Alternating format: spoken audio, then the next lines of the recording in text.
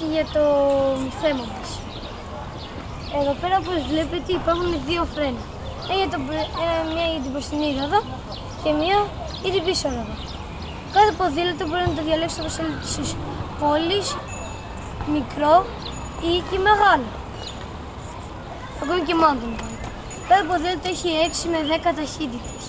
Όπως βλέπετε, εδώ είναι τα πετάλια και εδώ είναι οι ταχύτητες. Αν τις μετρήσετε είναι 6. Μπορούμε να βάλουμε και δύο φωτάκια. Αυτό είναι βέβαια εύκολο για τα βράδια, ξέρετε. Καταρχάς, το ποδήλατο είναι εργαλείο. Είναι οικονομικό και δεν καίει ούτε βενζίνη ούτε πετρέλαιο. Γυμνάζεσαι και το νιώθεις.